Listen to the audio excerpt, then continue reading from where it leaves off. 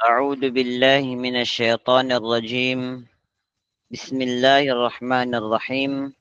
السلام عليكم ورحمة الله وبركاته.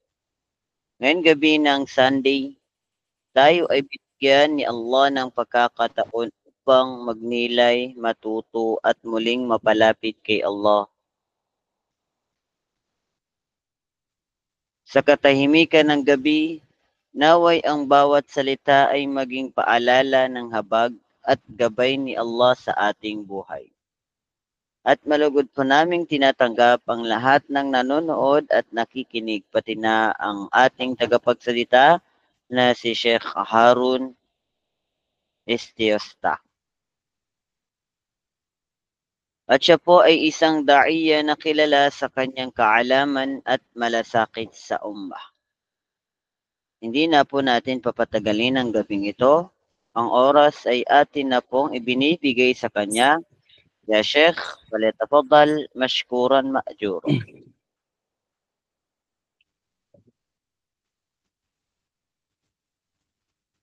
بسم الله. الحمد لله والصلاة والسلام على أشرف الأنبياء والمرسلين نبينا محمد وعلى آله وأصحابه ومن تمسك بسنته إلى يوم الدين وبعد. اللهم علمنا ما ينفعنا وانفعنا بما علمتنا وزدنا علما سبحانك لا علم لنا إلا ما علمتنا إنك أنت العليم الحكيم. Ang lahat ng papuri, pasasalamat at pagdadakila ay nauuko lamang sa nag-iisang Panginoon, sa Allah subhanahu wa ta'ala, siyang tunay na tagapagbiyaya, siyang tunay na mapagpatawad sa kanyang mga alipin. Ako'y sumasaksi na walang ibang Diyos na dapat sambahin maliban sa Allah, nang walang bahid ng anumang pagtatambal sa Kanya. At ganun din, tayo sumasaksi na si Muhammad, sumakanya nawa ang kapayapaan, habag at pagpapala ng Allah sa ng kanyang pamilya, kasamahan na umalalay sa Kanya at sumuporta sa Kanya, maging ganun din sa mga taong patuloy na tumatahak hanggang ngayon sa matuwid na landas hanggang sa huling araw. Sallallahu alaihi wasallam, na kung saan falam yatruk khairan illa dala umatihi alay, walam yatruk syarra illa darhamin, na kung saan wala siyang iniwan na anumang kabutihan na makakabuti para sa kanyang umma, maliban na lamang kanya tayo dito ginabayan, maliban na lamang na tayo ay ginabayan mula dito. At ganun din, wala siyang iniwan na anumang kasamaan na pwedeng makapinsala para sa kanyang umma, maliban na lamang kanya itong binigyan ng babala at tayo ay pinagbawalan mula dito. Kaya naman, lubos tayo magpasalamat sa Allah sa lahat ng mga biyaya at pagpapala na pinagkakaloob niya sa atin hanggang sa mga oras na ito. Katulad na lamang ng pagtitipon natin ngayon, ito ay kabilang sa biyaya ng Allah subhanahu wa ta'ala na magsama-sama tayo sa isang layunin, walang iba kundi ang pagdakila sa Allah subhanahu wa ta'ala. At para sa kalinawan o para sa kalaman ng bawat isa, hindi po ako sheikh, okay? Tayo ay isang estudyante lamang na nagsasaliksik ng kaalaman na mayroong kakaunting kaalaman na nais natin ibahagi. Una sa huli, ito ay payo sa akin at ganun din sa inyo, dahil katotohanan sa Islam, yung pagpapayuhan, ito ay obligasyon ng bawat isa. Dahil katotohanan, yung pagpapayuhan, ito ay nakapagbibigay ng pakinabang sa atin. Unang-una sa nagpapayo at ganun din sa mga pinapayuhan. At dalangin natin sa Allah na ang lahat ng mga payo na naririnig natin o yung mga payo na lumalabas sa ating bibig, dahil lahat tayo nagpapayo, ay maisabuhay natin. At tulungan tayo ng Allah subhanahu wa ta'ala, unang-una na maisabuhay natin ang lahat ng mga payong naririnig natin at mga payong sinasambit ng ating mga dira. At alhamdulillah, nagpapasalamat din ako sa organization na ito, sa bumubuo ng programa na ito, na kung saan alhamdulillah mula noon hanggang ngayon ay nagsisikap, no, na ipagpatuloy yung mga ganitong programa kila Ustad Gerard, kila Ustad Abu Bakar at sa mga bumubuo at sa likod ng organization na ito. Masyaallah, jazakumullahu khairan. Nawa biyayaan kayo ng Allah subhanahu wa ta'ala dito sa mundo at higit sa kabilang buhay. At ganun din mga kapatid sa Islam, yaman lamang din na nandito tayo. Ang ating pag-uusapan ay ang pagpapahalaga sa kapatiran. Dahil katotohanan, lahat tayo dito magkakapatid, no? Hindi man tayo magkakadugo, hindi man tayo sabihin natin magkakakilala personal, pero yung ugnayan ng bawat isa sa atin ay para tayong iisang magkakapatid.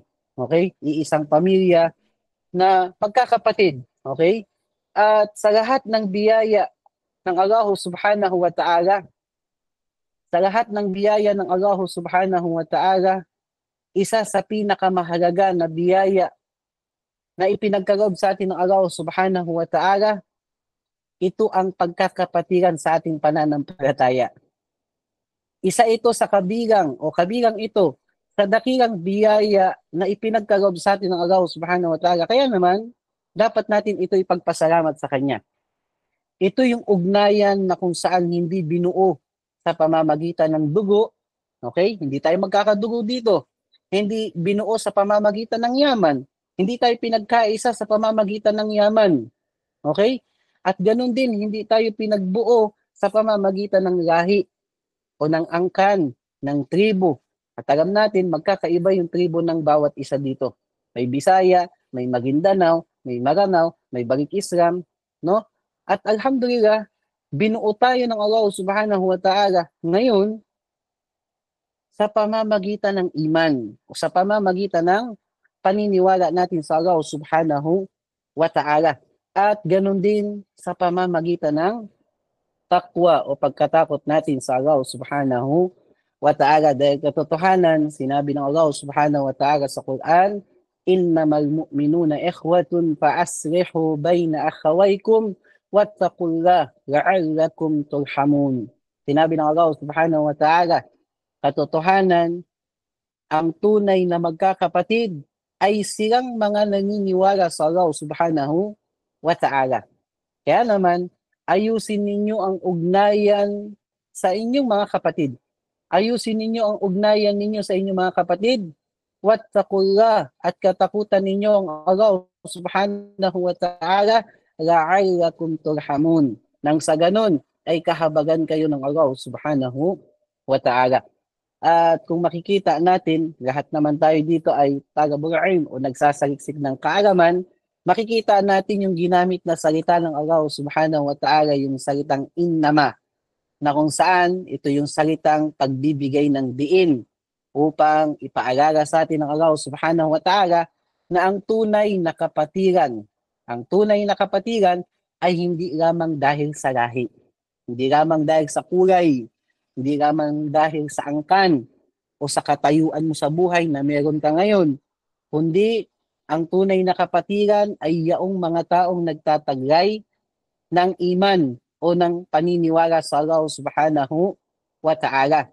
Kaya naman sinabi ng Rasulullah sallallahu alaihi wasallam sa hadith, sabi niya, al-mu'min lil-mu'min kalbunyan, yashudduhu ba'duhum ba'da.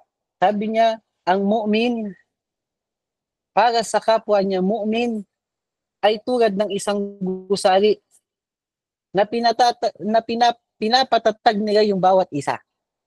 At nung sinabi ito ng Rasulullah sallallahu alaihi wasallam, palagi niyang pinagdidikit yung mga daliri niya sa kanyang mga kamay.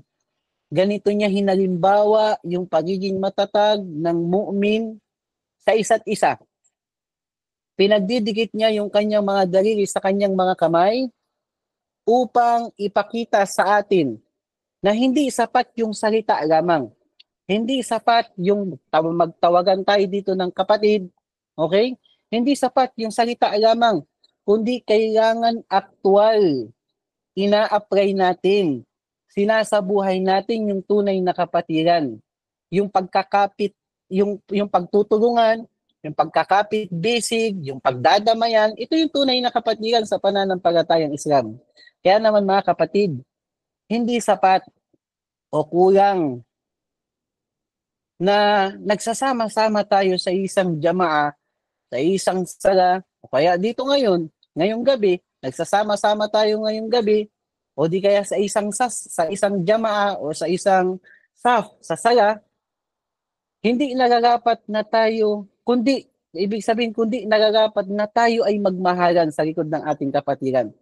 Hindi sapat na nagkikita-kita tayo, nagsasama-sama tayo sa isang organization, nagkikita tayo sa isang muhadara, nagkikita tayo sa jamaa, sa loob ng sala. Hindi sapat yun. Kundi magiging sapat lamang yun, yung bagay na yun, kung tayo ay nagmamahalan sa bawat isa. Nagmamahalan tayo sa isa't isa bilang magkakapatid sa ating pananampalataya. Dahil katotohanan, hindi lamang sa oras ng kaligayahan dapat nagsasama-sama tayo bilang mga Muslim. Hindi lamang sa oras ng biyaya dapat tayo nagsasama-sama. Bagkus tayo bilang mga Muslim, pati sa oras ng pangangailangan, sa oras ng kagipitan, dapat nandun din yung pagkakapatiran natin. Dahil doon nasusukat yung tunay na ukuwa, yung tunay na kapatiran sa ating pananampalataya. At isang halimbawa ng Propeta Muhammad sallallahu alaihi wasallam sa panahon niya nung naghijra o yung mga muhajirin ay dumating sa Madina na wala silang dala na anumang kagamitan dahil sila ay naglakbay, naghijra patungo ng Madina na wala silang binitbit at sinalubong sila ng mga ahlul Madina, yung mga taong naninirahan sa Madina. At ang mga taong naninirahan sa Madina ay nagpamalas ng napakataas na pagsamba o pananampalataya sa Allah subhanahu wa ta'ala. At ang kanilang ginawa, sinalubong nila yung mga muhajirin at hindi lamang sila nagbigay ng tahanan na matitirahan ng mga taong naghijra, kundi nagbahagi din sila ng kayamanan, ng yaman nila, ng ali-alian nila, ng makakain nila. At ganun din, mga kapatid sa Islam, maski yung asawa nila ay handa nilang ibahagi sa kapatid nilang Muslim. Handa nilang italak o hiwalayan yung asawa nila para lamang doon sa kapatid nilang Muslim na naghijra. Na inulat ni Sa'ad ibn Rabi kay Abdurrahman bin Auf radiyallahu anhuma, sabi niya, isang sahaba na pinagkalooban ng Allah subhanahu wa ta'ala ng yaman, kaya ubod ng yaman. Pag ang Allah subhanahu wa ta'ala binuhos sa iyo yung biyaya, binuksan sa iyo yung pintuan ng yaman, ng biyaya, ng baraka, talagang napakayaman ng tao na to. Kaya naman, sabi niya, isa akong mayaman na naninirahan sa Madina. At hahatiin ko to sa dalawa. Sa iyo yung kalahati at akin yung kalahati. At meron akong dalawang asawa. Sabi niya, piliin mo ang nagugustuhan mo at akin siyang hihiwalayan, itatalak upang ikaw ang mapangasawa niya. Subhanallah mga kapatid sa pananampalatayang Islam.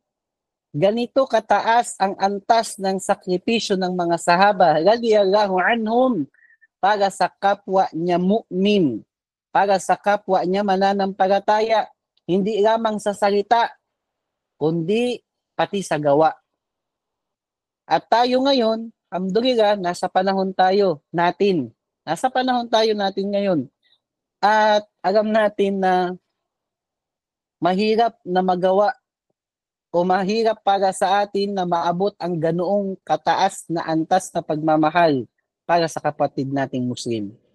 Mahirap sa atin na abutin yung ganong kataas na antas na pagmamahal para sa kapatid nating Muslim.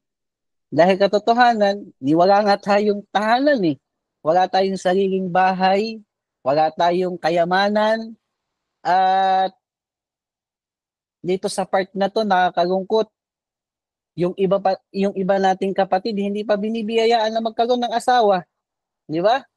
So sa madaling salita mga kapatid sa Islam, mahirap para sa atin ang bagay na yon. Mahirap para sa atin na maabot o magawa natin yung bagay na yon, subalit dapat natin malaman. Dapat natin malaman bilang mga Muslim na hindi hadrang sa atin para ipagdamot natin sa ating mga kapatid ang kanilang karapatan na kaya naman nating maibigay para sa kanila. Ano yun? Dahil tayo bilang magkakapatid sa Islam, tayo bilang mga Muslim, may karapatan ang kapatid natin sa atin.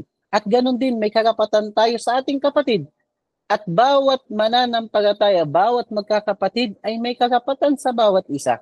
Katulad na lamang ng sinabi ni Propeta Muhammad sallallahu alaihi wasallam. Kanyang sinabi, Haqqul Muslim ma'alal Muslim sitta. Sabi niya, ang karapatan ng Muslim para sa kapwa niya Muslim ay anim. Una, sabi niya, Ida lakituhu fasallim alayhi. Ida lakituhu fasallim alayhi.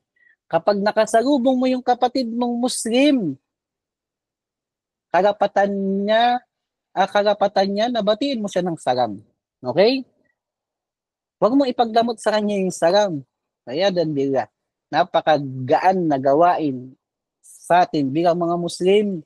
Huwag natin ipagdamot sa ating kapatid. At ganoon din, ikaw na kapatid, na binati ng salam, huwag mo ipagdamot yung pagtugon sa salam ng iyong kapatid sa pananampalataya. Sabi niya din, wa idha da'aka fa'ajibhu. Kapag inanyayahan ka, inimbitahan ka ng kapatid mong Muslim, tugunan mo, puntahan mo. At ganoon din, wag mong ipagkait, wag mong ipagdamot sa kapatid mo na gustong magkaroon ng gantimpala sa Allah, gustong makagawa ng kabutihan, huwag mong ipagdamot sa kanya na makagawa siya ng kabutihan at magkaroon siya ng reward dahil sa pagtugon mo sa kanyang paanyaya. At pangatlo, sabi niya, wa idastansahaka fansahla. Sabi niya, kapag humingi sa iyo ng payo yung kapatid mong Muslim, humingi ng payo, karapatan niya na bigyan mo siya ng maganda, hindi lamang maganda at tamang payo. Okay? Yung payo na makapagbibigay ng benefits, makapagbigay ng kapakinabangan para sa kapatid mong humihingi ng payo. Okay? Alangan naman yung kapatid mo, namatayan, humingi sa'yo ng payo. Tapos yung payo mo, malayo doon sa tawag dito, sa nangyari sa kanya. So hindi bagay, hindi tama. O kaya ng hikma, kung ano yung naganap sa kanya, kung ano yung hiningi niya ng payo, so bigyan mo siya ng tamang payo doon sa problema na meron siya. Namatayan siya, tapos sasabihin mo, mag-asawa ka. Layo ng topic eh. So hindi ganun. So, pang-apat, sinabi ni Propeta Muhammad sallallahu alaihi wasallam, wa idha atasa fahamidallahu fashamithu. Sabi niya, kapag bumahing yung kapatid niyong Muslim at siya ay bumigkas ng alhamdulillah, karapatan niya na tugunan niyo ito sa pamamagitan ng yalhamukallah. Okay? Kung narinig mo yung kapatid mo, bumahing, umanching, at narinig mo na nagsabi siya ng alhamdulillah, sabihin mo sa kanya, yalhamukallah. Panglima, sabi niya, wa idha marida fa'udhu. Kapag naman nagkasakit yung kapatid mong Muslim, karapatan niya sa'yo na siya ay bisitahin mo. Huwag mong ipagkait sa kapatid mong Muslim na bisitahin mo siya kapag siya ay nagkasakit. At huwag mo din ipagkait sa sarili mo na makagawa ng gantimpala para sa Allah subhanahu wa ta'ala sa pamamagitan lamang ng pagbisita sa kapatid mong Muslim na may sakit. Ito yung nakakaligtaan ng karamihan sa atin. Pag may sakit yung kapatid natin, hindi na natin kinakamusta, pero pag magaling siya, masigla siya, hinahanap-hanap natin siya. So hindi, kailangan sa oras ng kaginhawaan, magkasama tayo. Ganun din sa oras ng sakit, sa oras ng kagipitan, dapat nandun tayo, nagtutulungan tayo, nagkikita-kita tayo. Para sa Allah subhanahu wa ta'ala. Ika-anim, wa idha mata fattabi'u. Sabi niya, kapag namatay ang iyong kapatid, okay, karapatan ng kapatid mong Muslim na ihatid mo siya sa kanyang libingan o sa kanyang huling hantungan. Ito yung anim na karapatan ng kapatid nating Muslim o karapatan ng bawat Muslim sa isa't isa na hindi natin maipagkakaila na kaya na natin ibigay ito sa bawat isa. Okay, hindi sa atin mabigat gawin itong bagay na to. Kaya kung titignan natin yung halimbawa, yung hinalimbawa natin ay mabigat na obligasyon o mabigat o mataas na antas ng paniniwala sa Allah subhanahu wa ta'ala, kaya nagawa ng mga sahaba yun, yung ganong uri ng pagsamba o ganong uri ng pagsasakripisyo para sa kapatid ng Muslim. Ito napakagaan na kayang-kaya natin ibigay. Kaya huwag natin ito pagdamot sa ating mga kapatid sa ating pananampalataya. Ibig sabihin mga kapatid, hindi sapat na nagtatawagan tayo ng brother, sister. Brother, sister, at hindi natin ito isinasabuhay. Hindi sapat. Tawagan tayo, aki, ukhti, tapos hindi naman natin isinasabuhay ito. Hindi naman natin ibinibigay yung karapatan ng bawat isa. Hindi sapat. Okay? Dahil katotohanan, isang araw, may nagtanong sa Propeta Muhammad sallallahu alaihi wasallam, kanyang sinabi, Ya Rasulullah, ayun nasi ahabbu ilallah. Sabi niya, o sugo ng Allah, sino sa mga tao yung kamahal-mahal para sa Allah subhanahu wa ta'ala? Kanyang sinabi, ahabbun nasi ilallah anfa'ahum rinnas. Yung tao na kamahal-mahal para sa Allah subhanahu wa ta'ala, siya yung tao na nakakapagbigay ng kapakinabangan, nakakatulong sa mga tao. Kaya naman, dapat natin malaman mga kapatid sa Islam na walang saysay yung dami ng kaalaman. Walang saysay yung dami ng kaalaman na meron ka. Yung dami ng ibada na nagawa mo. Kung yung puso mo naman ay puno ng hinanakit sa kapwa Muslim, puno ng inggit, puno ng galit, walang kabuluhan, walang saysay, walang benefits, walang bigat. Ika nga, yung haba ng sala na ginagawa natin, o yung pag-aayuno natin, o yung pagdidikir natin, yung pagbabasa natin ng Quran, wala itong timbang, wala itong halaga. Kung yung puso natin ay may inggit, galit, at meron tayong alitan sa ating mga kapatid sa pananampalatayang Islam. Kaya ang paalala sa atin, alisin natin ito. Dahil ito ay hindi nakakabuti para sa atin. At tandaan natin, ang kapatiran sa pananampalatayang Islam, ito ay hindi trabaho na inutos sa atin ng Allah subhanahu wa ta'ala. Hindi ito trabaho na inutos sa atin ng Allah subhanahu wa ta'ala. Bagkus ito ay ibada. Isang uri ng pagsamba sa Allah subhanahu wa ta'ala, at kailangan natin ito pangalagaan. Kailangan natin ito ingatan, at hindi natin ito mapapangalagaan mga kapatid sa Islam kung ang puso natin ay madumi at punong-puno ng inggit, punong-puno ng galit sa ating mga kapatid. At hindi natin ito mapapangalagaan kung hindi tayo matututo na magpatawad sa ating mga kapatid na nakagawa ng kasalanan. Hindi natin ito mapapangalagaan kung hindi natin kayang mamagitan sa mga kapatid natin na mayroong alitan sa pagitan nila. Okay? Ipag-ayos natin yung kapatid natin na mayroong alitan sa pagitan nila. Tumayo tayo sa gitna nila upang ipagkasundo sila. Nang sa ganun ay mapangalagaan natin yung kapatiran sa ating pananampalataya. At ganun din, hindi natin mapapangalagaan ang kapatiran natin na meron tayo ngayon kung hindi tayo magsisikap na magkaisa sa kabutihan at pagkatakot sa Allah subhanahu wa ta'ala. Kaya nga sinabi ng Allah subhanahu wa ta'ala sa Quran, innamal mu'minuna ikhwa fa-aslihu bayna akhawaykum wattaqullah la'allakum turhamun. Sabi ng Allah subhanahu wa ta'ala, tunay na ang magkakapatid, silang mga naniniwala sa Allah subhanahu wa ta'ala, fa-aslihu bayna akhawaykum, ayusin ninyo ang ugnayan sa bawat isa sa inyo, at katakutan ninyo ang Allah subhanahu wa ta'ala la'allakum turhamun.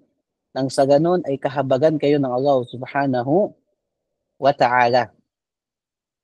At dapat natin malaman mga kapatid sa Islam na ang pagpapahalaga sa kapatiran na meron tayo na binuo ng pananampalatayang Islam, ito ay hindi optional Okay? Ang kapatiran na meron tayo, ito ay hindi optional. Na kung sino lang yung gusto mo maging kapatid, yun lamang yung pakikisamahan mo. Kung sino lamang yung jamaa na gusto mo, yun doon ka lamang magsasara. Kung sino lamang yung mga kaibigan mo, sila lamang yung babatiin mo ng salam. Wayadan billah. Ito ay bagay na hindi optional mga kapatid sa Islam. Kundi isa itong obligasyon sa Allah subhanahu wa ta'ala. At napakalinaw na ito ay inatang sa atin ng Allah subhanahu wa ta'ala na isang obligasyon at napakalinaw din na ito ay merong pananagutan sa Allah subhanahu wa ta'ala. Itong bagay na ito ay may pananagutan sa Allah subhanahu wa ta'ala kung hindi natin ito nagawa sa tama. Kaya naman ang Muslim, tandaan natin, ang Muslim ay kapatid ng kapwa niya Muslim. Kaya't hindi niya dapat saktan yung kapatid niyang Muslim. Hindi niya dapat pinapabayaan yung kapatid niyang Muslim. Hindi niya dapat minamaliit yung kapatid niyang Muslim. Kung meron man siyang nakita na kahinaan ng kapatid niyang Muslim, hindi niya yung gagamitin para maliitin yung kapatid niyang Muslim, wa iyadan billah. At ang Muslim, tulad ng sinabi sa hadith, al-Muslim man salim al-Muslim muna min lisani wa yadi. O kama kala Nabi sallallahu alaihi wasallam. Sabi niya, ang Muslim ay siya naligtas ang kapatid niyang Muslim mula sa kanyang dila at mula sa kanyang kamay. Ibig sabihin, hindi mo lilibakin yung kapatid mong Muslim. Hindi mo sisiraan yung kapatid mong Muslim.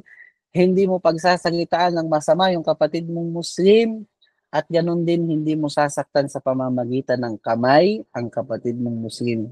Ibig sabihin, huwag mong susuntukin, huwag mong hampasin, o ano mang mga paraan na makakasakit sa kapatid mong Muslim sa pamamagitan ng kamay, ay dapat pakaiwasan ng isang Muslim. Dahil sinabi ng Allah subhanahu wa ta'ala, innamal mu'minuna ikhwa. Subhanallah. Katotohanan, yung mga taong mananampalataya, sila yung tunay na magkakapatid. Kaya kung makikita natin mga kapatid sa Islam, yung ugnayan natin sa isa't isa, kung hindi ito nakasandig sa iman o sa paniniwala natin sa Allah subhanahu wa ta'ala, sa tingin ba natin magiging matibay yung samahan natin? Magiging matibay ba yung kapatiran natin sa pananampalatayang Islam? Magiging matibay ba yung jamaa natin? Hindi mga kapatid sa Islam. Magiging mahina ito. Madaling mabuwag at sa madaling salita, madaling magkawatak-watak yung kapatiran natin kung hindi nakasandig sa iman. Yung samahan na meron tayo, yung ukhuwan na meron tayo. Kaya naman, gawin natin mas matatag yung kapatiran natin sa pananampalatayang Islam.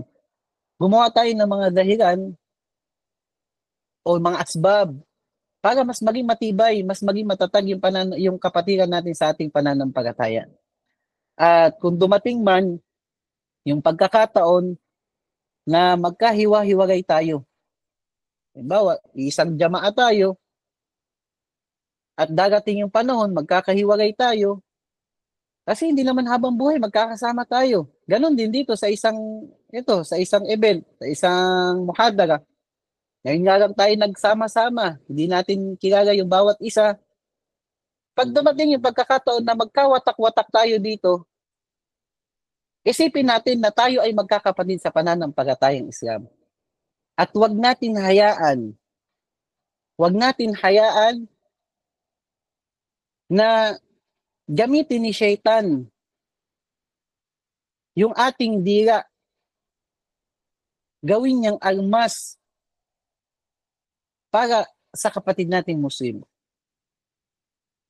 Huwag natin hayaan na gamitin bilang sandata ni Shaitan yung dila natin laban sa kapatid nating mananampalataya.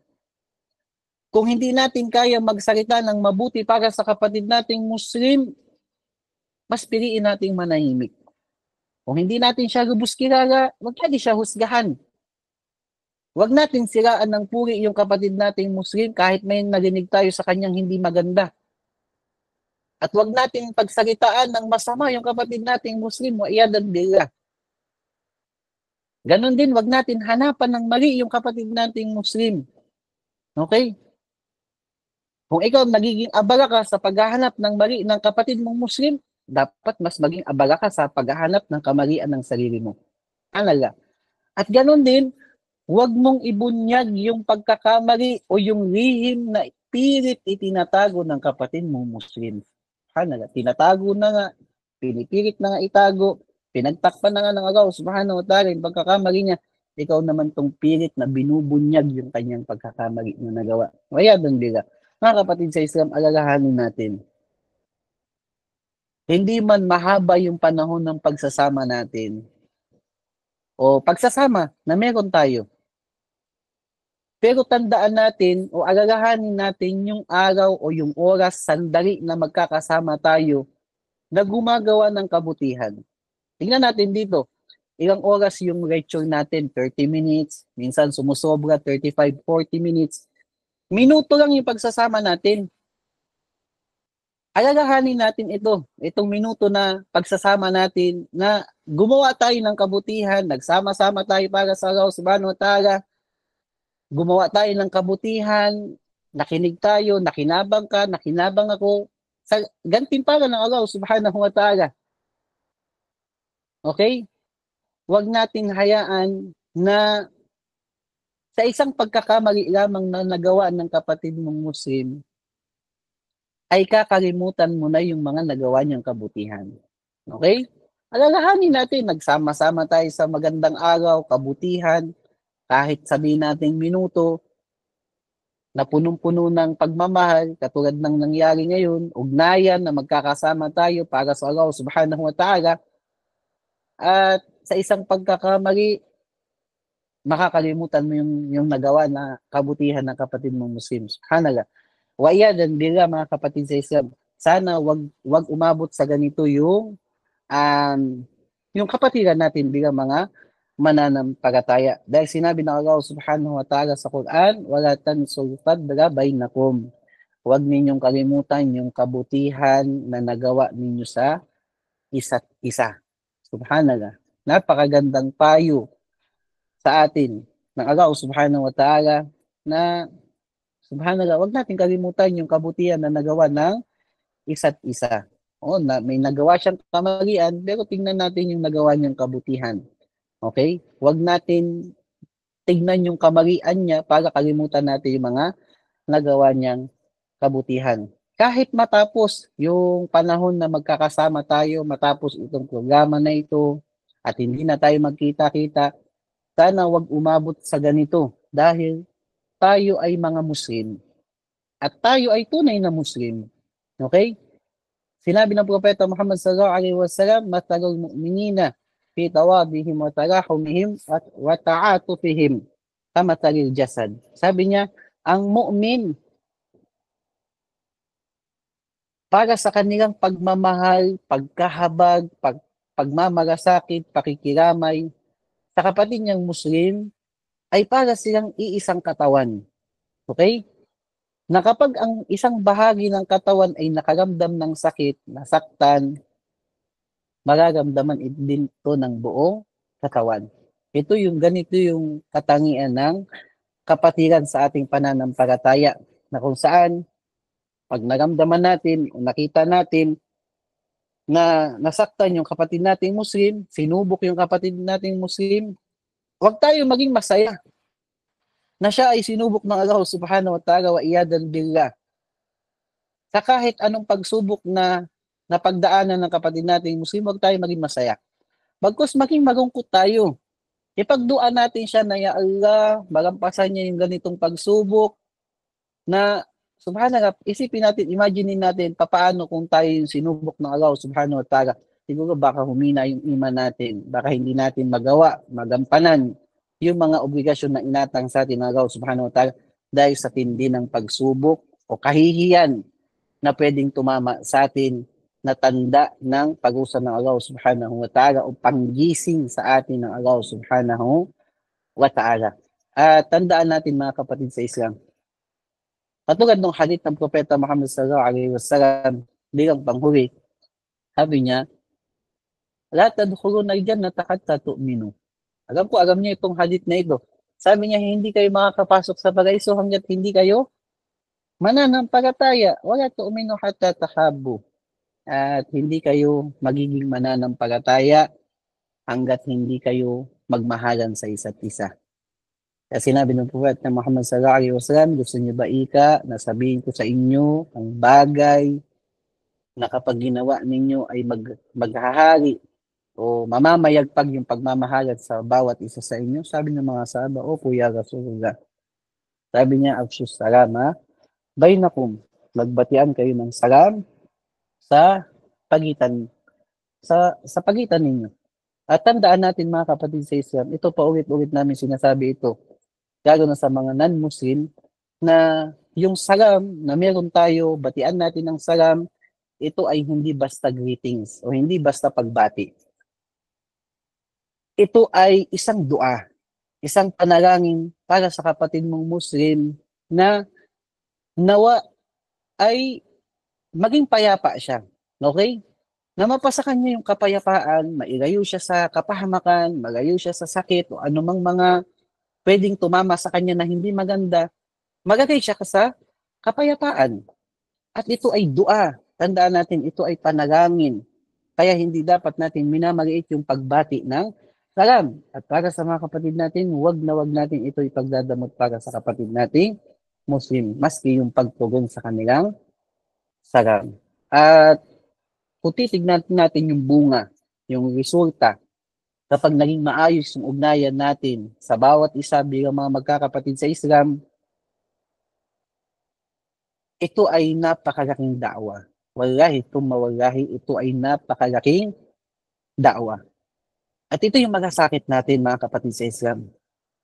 Na lahat ng ginagawa natin bilang mga Muslim ay maging isang da'wa. Da'wa para sa mga hindi Muslim. Paanyaya ito, lahat. Yung kinikilos natin, yung sinasabi natin, yung ginagawa natin, lahat ito, da'wa. Lahat ito paanyaya para sa mga kapatid nating mga hindi Muslim. At kapag nakita nila tayo na nagmamahalan, nagdadamayan, hindi naghihilahan pababa, waiyadan billah, hindi nag-aaway, may isip nila at maituturing nila na ito ay buhay na tanda, buhay na katibayan, na katotohanan na ang pananampalatayang Islam, ito ay relihiyon na binigay ng Allah subhanahu wa ta'ala. Kaya naman, ito ay paalala sa bawat isa sa atin at dalangin natin sa Allah subhanahu wa ta'ala na ang paalala na ito ay makapagbigay sa atin ng kapakinabangan, unang-una sa akin, pagkatapos sa inyo bilang mga mahal kong kapatid sa pananampalatayang Islam, at dalangin natin sa Allah na anumang pagsisikap na ginagawa natin para sa Islam at para sa Allah subhanahu wa ta'ala, ito ay magkaroon ng bunga at magandang resulta. Amin ya Allah. Jazakumullahu khairan sa inyong pakikinig. Barakallahu fikum. Nawa biyayan kayo ng Allah subhanahu wa ta'ala sa paglalaan ninyo ng oras ngayong gabi. At nawa makamit natin ang gantimpala ng Allah subhanahu wa ta'ala dito sa mundo at ganun din sa kabilang buhay. Jazakumullahu khairan.